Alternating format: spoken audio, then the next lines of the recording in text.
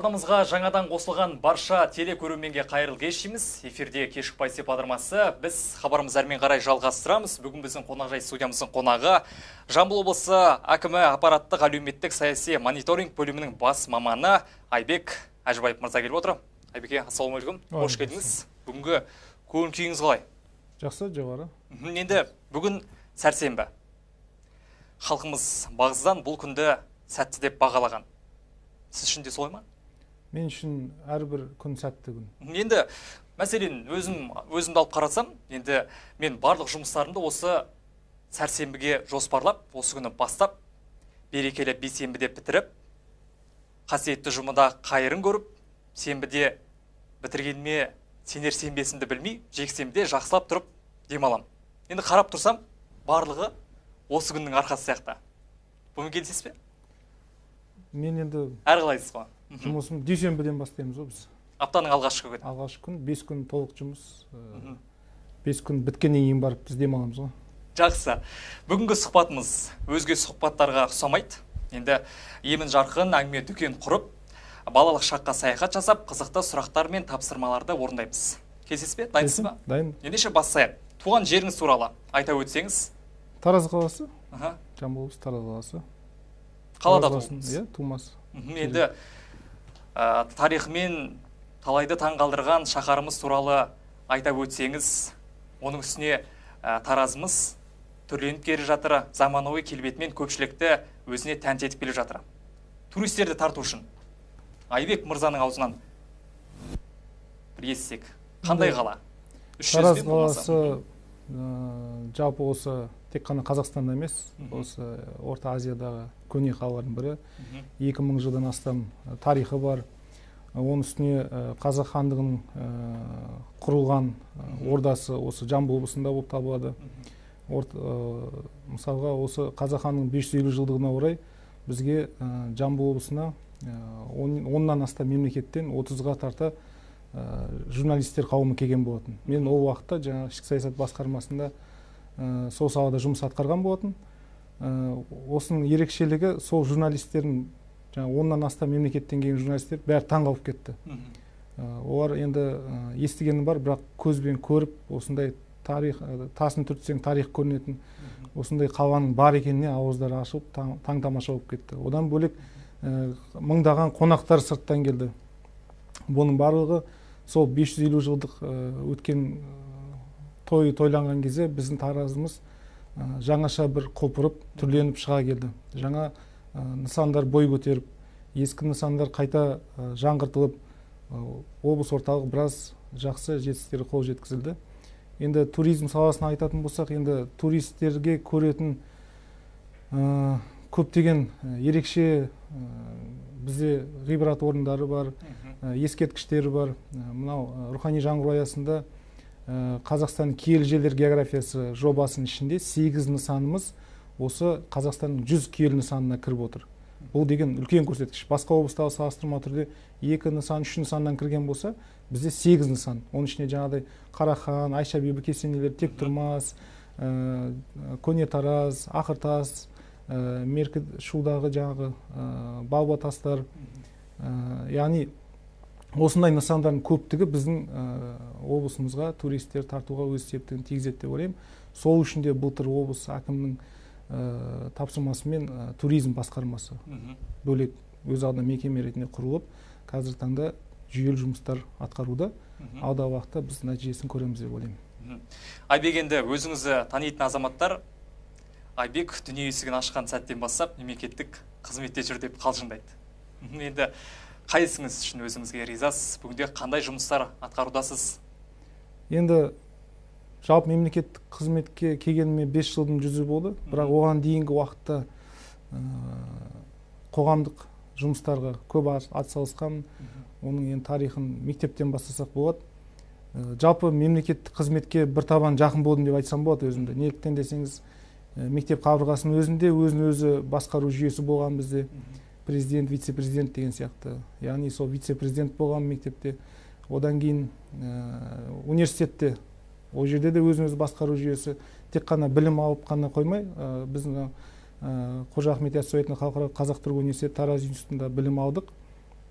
сол жерде тек қана біліммен шектелмей өзін өзі басқару жүйесіне белсене атсалысып студенттік декан болдық, алдында студенттік ректор болдық. Осындай қоғамдық жұмыстарға белсене қатыстық. Оның ішінде жаңағыдай пікірсайыс ойындары бар, спорттық ойындар, әртүрлі деңгейдегі жарыстар бар. Барынша қоғамға пайдалы болуға тырыстық. Одан кейін университет бітіргеннен кейін негізгі мамандығым, бірінші мамандығым мұғалім бола тұра, мен қоғамдық жұмыстарға жалғасып кетті. Оның ішінде мынау облыстық студент құру жасақтары облыстық штабында жұмыс атқардым. 5 жылға жуық сол штабта жүріп, мынау студент еңбек маусымында студенттерді жұмыспен қамтыдық. Одан кейін сол саланы өзгертіп, сол ішкі саясат басқармасына қарасты ақпарат талдау орталығына басшы болып тағайындалып, ол жерде 3 жылдың көлемінде жұмыс атқардық. Соңғы 1,5 жылда ішкі саясат басқармасында да жұмыс атқардық. Талдау және мониторинг бөлімінің басшысы болып. Мынау соңғы қызмет осы 1 айға жуықтады. Облыс әкімі аппаратының әлеуметтік саяси мониторинг бөлімінде бас маман қызметін атқарып жүрміз. Енді барынша қоғамға пайдалы және белсенді болуға тырысып жүрген жайымыз бар. Бүгінде өзгерістері көшбасшысысыз. Оның ішінде мемлекеттік қызметте көптеген әлкімді істерді атқардыңыз. Цифрландыру бойынша, сыбайлас жемқорлықтың алдын алу бойынша да жұмыстар атқардыңыз. Енді осы жұмыстармен бөлісе отырсаңыз. Енді бүгінгі күні мемлекеттік қызмет бойынша біраз тың серпілістер бар. Елбасының 2015 жылы 20 мамырдағы 100 нақты қадам ұлт жоспарында алғашқы 15 қадамы осы кәсіби мемлекеттік аппарат құру. Осы бағытқа арналған болатын. Осы бағыт аясында республика көлемінде, оның ішінде Жамбыл облысында бірқатар ауқымды жобалар, іс-шаралар жұмыс атқарып жатыр. Мысалға енді бірнешеуін атап өтетін болсақ, ол жаңағы мемлекеттік қызметке қабылдану процесін оңтайландыру, одан кейін 3 деңгейлі қызметке өту 3 деңгейлі 3 сатысы бар. Одан бөлек жаңағыдай сыбайлас жемқорлыққа қарсы іс-қимыл, жалпы мемлекеттік қызметтің және кәсіби аппаратты құруда мемлекеттік қызметтің беделін арттыру бойынша осы ұлт жоспарына сәйкес мемлекеттік қызмет туралы заңда өзгерістер мен толықтырулар енгізіп қайта қабылданды. Сол 2015 жыл 23 қарашада. Жалпы бірқатар ауқымды жобалар жұмыс жасап жатыр. Оның ішінде енді мысал ретінде қазіргі таңда енді цифрландыру болып жатыр.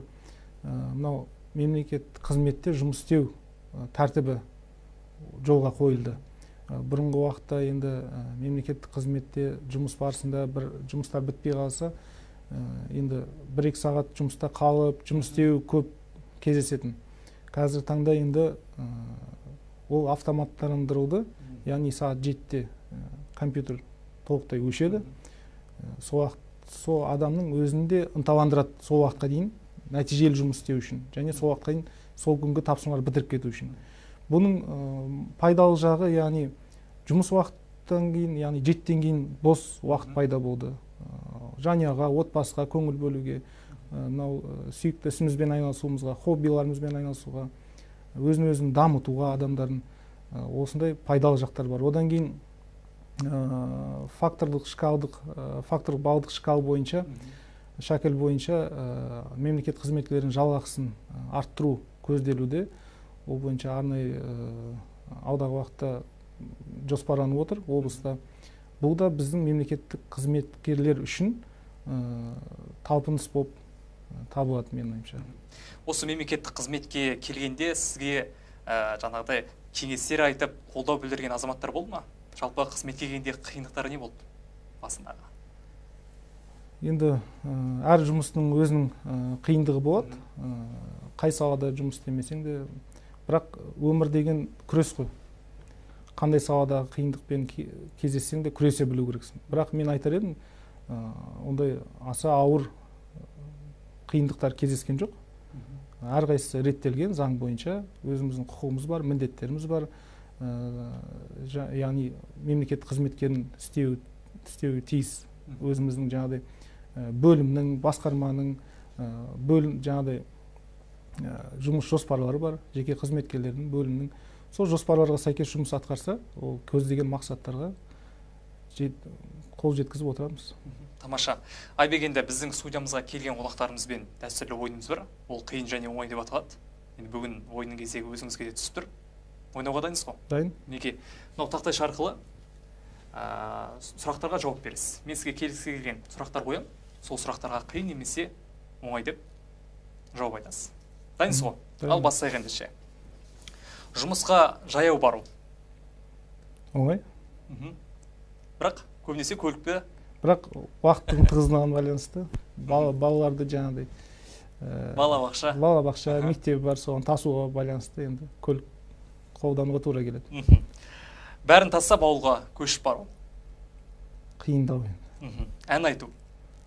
Мен үшін қиын ән айту. Қандай өнеріңіз бар енді? Жігітке жүйет өнерде аз дейді ғой қазақ. Енді мүмкін домбыра болсын. Гитара тартатыным бар. Одан кейін футбол ойнайтыным бар. Суда жүзу. Спорттың барлық түріне екеміз бар. Түрлеріне, баскетбол, волейбол бәрін қолдан келгенше. Көліктің бұзылған жерлерін жөндеу. Мен үшін қиын. Басшы болу. Қиын. Жүк көлігінен 200 қап жем тасу. Уақыт болса оңай ғой ол да. Тасық дейсіз ғой ауылда кезінде. Физикалық тұрғыда адамның жетілуіне пайдасы бар. Апта сайын бір кітапты оқып тұру. Уақыттың тапшылығына байланысты қиындау қазір. Бірақ енді мынау мемлекет қызмет саласында болып жатқан өзгерістерге байланысты алда уақытта осындай мақсат қойып отырмыз. Ақыры 7-тен кейін шығамыз, үйге барамыз. Кітап оқымағанда не істейміз? Оқимыз міндетті түрде. Мақтану. Мақтану оңай. Қамыс ору. Қамыс ору қиындау. Уәдеде тұру. Мен үшін оңай. Тек қана макарон дейміз ғой, бермешел жеу. Енді аптаның 7 күнде тек. Қиындау болады, себебі адамға енді жұмыс істеген адамға кішкене дәрумендер керек қой. Күніге біртүрлі тамақ қиындау болады шығар. Әлеуметтік желіден бас тарту қиындау. Себебі бүкіл барлық жаңалықтар, халықтың көңіл күйі барлығы сол жерде. Қанша мезгіліңіз арнайсыз күнде? Қанша уақытыңыз? Енді түскі мезгіл, азанда кешке 3 мезгіл кіріп тұрамыз ғой. Күндізгі уақытта жұмыстамыз. Ұл өсіру, қыз тәрбиелеу. Соңғы сауалымыз. Оңай мен үшін. Енді сізді көбінесе журналистер, тілшілер қауымы гид, яғни таныстырушы қабілетіңізде байқап жүр екен. Осы туралы айта кетсеңіз. Қай жағынан таныстыратын? Мысалы, іс-шараларға барған кезде. Енді бұған дейін қызметте мен енді облыстық рухани жаңғыру штабына жетекшілік еткен. 1,5 жылдан астам уақыт. Сол уақытта облыстағы жалпы рухани жаңғыру бойынша жасап жатқан жұмыстар бойынша осындай гид болған жағдайым бар. Облысқа қандай лауазымды тұлғалар, қонақтар келетін болса, болмаса көрші облыстардан делегаттар келетін болса, бізде достық үйінде рухани жаңғыру бағдарламасының интерактивті алаңшалары орналастырылған. Сол жерде барлық ақпараттар бар. Сол жерге жаңа қонақтарды таныстырып, облыстағы жүзеге асып жатқан жұмыстармен енді бар ақпаратты бөлісу еш қиындық тудырмайды деп ойлаймын. Себебі ол күнделікті біздің жұмысымыз болған. Енді ондай қасиетіміз бар. Тамаша. Жаңа өзіңіз айта кеттіңіз. Қойсаңыз болады. Футболға қатысам деп, ойнайын деп, бос уақытымда. Оның үстіне англиялық Ливерпуль клубының жанкүйері екенсіз. Биылғы енді Чемпиондар лигасындағы осы команданың бабы қалай? Енді жалпы футбол туралы енді айтатын болсақ, бізде облыстағы бірқатар мемлекет қызметтегі басқармалар, мемлекет қызметкерлері бар, Нұр Отан партиясының қызметкерлері бар, қоғам белсенділері бар. Жиналып, жаңағыдай Тараз Арена спорт кешенінде аптасына 2 рет тұрақты түрде футбол ойнайтын жақсы дәстүріміз бар. Ол адамның жаңағыдай шынығуына, денсаулығына, жұмыстан кейін серпілуіне оң пайдасын тигізеді. Сонымен қатар футболды енді тек қана ойнап қана қоймай, көру, яғни жанкүйер ретінде де қырымызбен танылғанбыз. Себебі мына Ливерпуль деген ағылшын Англияның құрамасы бар. Сол Ливерпуль қаласынан. Енді бізде қазіргі таңда футболға келетін болсақ, көбінесе Реал немесе Барса деп бөлінеді. Қазақтардың өзі бір отырыстарда, жиындарда Реал Барса, футбол ойнаса да Реал Барса болып команда болып бөлінеді. Енді мен былай айтам, Реал мен Барсаға жанкүйер болу үшін көп мидың қажеті жоқ. Себебі мықты командалар. Ал енді жаңағыдай кезіндегі мықты болған, бірақ қазір өкінішке орай турнирдің соңғы сатысында келе жатқан Милан деген сияқты, Португалияда Порту болмаса Дортмунд, мықты командалар бар. Ливерпуль оның ішінде. Өкінішке орай қазіргі таңда ойындар жалғаспай келе жатқан. Бірақ соларға жанкүйер болу арқылы біз былайша айтқан кезде футболдың тарихына үңілеміз. Енді ол қажет емес нәрсе деп ойлайтын шығар. Бірақ азаматтардың бір қол бос уақытта хобби болады. Сол сияқты мен де хоббиім осы Ливерпульдің тарихын жаттау, жаңағыдай қандай ойыншылар сатып алып жатыр, кім қандай жаңағыдай позицияда ойнайды деген сияқты мен үшін ол өте қызықты. Мысалға Ливерпуль былтыр финалда ойнады Чемпиондар лигасында. Биыл енді оларға қазіргі таңда ішкі чемпионат қызығырақ болып тұр. Мен ойымша мынау келесі осы 14-ші наурызда Бавариямен болатын кезекті кездесуде олар енді барынша тырысып жатпайтын шығар. Қолдан келгенше көреді, болмаса бере салатын шығар деп ойлаймын. Себебі бар күшті ішкі чемпионатқа салу керек. Мынау Чемпиондар лигасында олар 5 рет жеңімпаз болған. Тура Барса сияқты мысалы. Сондықтан оларға ондай асығыс жоқ. Ал ішкі чемпионатта олар 90 жылдан бері чемпион болмаған. 28 жылдан 29 жыл болды. Сондықтан ішкі чемпионат оларға маңыздырақ. Ол ішкі чемпионатта екінші орында келе жатыр. Юнайтедтен кейін, Манчестер Юнайтедтен кейін. Сондықтан 2 рет 3 рет алса, Юнайтед басып озып Англиядағы бірінші команда болады. Тамаша, енді футбол десе айтарыңыз көп екен. Оның үстіне шетелдік клубтар жайлы, футбол туралы көп біледі екенсіз. Дегенмен де біздің отандық командалардан, неге біздің отандық командаларды осылай көп білмеске? Оның үстіне биыл өңірімізде Тараз командасы премьер-лигаға жолдама алды. Жанкүйеріміз ғой өзіміздің. Әлбетте, Тараз командасының міндетті түрде жанкүйеріміз, ойындарына міндетті түрде барып тұрамыз. Енді былтыр кішкене көңіліміз суыған, төменгі лигаға түсіп қалған. Биыл енді премьер-лигаға шықты, өте бізді қуантады. Облыс әкімі тиісті жағдай жасап жатыр. Тиісті көңіл бөлініп жатыр спорт басқармасы тарапынан. Сондықтан Тараз қаласының құрама командасынан көп зор үміт күтеміз. Биыл міндетті түрде жанкүйер боламыз. Жастар жылы басталды. Бүгінгі жастарға көзқарасыңыз қалай? Енді қазір көптеген жастар енді жастар жылы басталды деп не істерін білмей жүрген, не істейміз, не істеу керек бұл жылда деп. Мен айтар едім, мынау дамыған мемлекеттердің ішкі жалпы өнімнің 80%-ын кіші және орта бизнес құрайды. Ал бізде керісінше өте аз. Сондықтан жастар бірден бір сала егер айналысатын жаңағыдай жұмыс жоқ болса, кіші және орта бизнеске барса деген өзім тілегім, ойым. Сондықтан бізде Қазақстанда, Қазақстанда жастарға өте көп қолдау бар, көптеген бағдарламалар бар. Енді осындай нәрселер қадам басу керек. Немесе мемлекет қызметке келсе де болады Қазақстанда, біліктілігі артуда. Енді ер азаматтың 3 міндеті бар дейді ол. Ағаш егу, үй тұрғызу және отбасы болу, үйлену. Бұл 3 міндетті орнатты ма? Ағаш еккен жоқпын әлі. Көктемді күтіп жүрміз дейік. Көктемді орындаймыз міндеттерді биыл. Қалған екеуін орындап қойдық. Тағы осы міндеттерге бір өзіңіздің қосарыңыздар ма? Бір 4-ші міндет десек бір. Енді қалай айтсам болады, Абай атамыз айтқан ғой, баланы тәрбиелеудің қажеті жоқ, өзіңді тәрбиеле. Яғни өзің қандай болсаң, балаң сенің басқан қадамымен. Сондықтан мен үшін бала-шаға тәрбиелеу деген сөз өзіңді тәрбиелеу. Яғни дұрыс жолға жүру, теріс қылықтар жасамау. Яғни бізді өскен бала ертең сол әдеттерді қайталайды. Адам бала-шаға жақсы өсу үшін адам, мен ойлаймын, өзіне көңіл бөлу керек деп ойлаймын.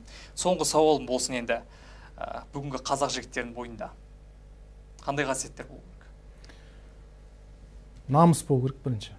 Бірінші кезекте намыс болу керек, мен ойымша. Екінші кезекте адалдық, турашылдық, шыншылдық, өтірік айтпайтын осындай қасиеттер болса, ондай қасиеттер бар да қазақтарда.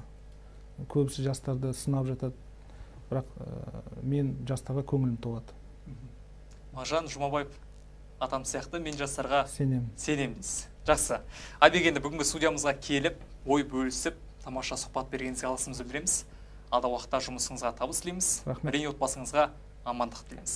Рахмет. Құрметті телекөрермендер, тағы да естеріңізге сала кетейік. Бүгін бізде қонақта болған Жамбыл облысы әкімі аппаратының әлеуметтік саяси мониторинг бөлімінің бас маманы Айбек Әжібаев мырза болатын. Айгүл, үлкен рахмет келгеніңізге. Рахмет.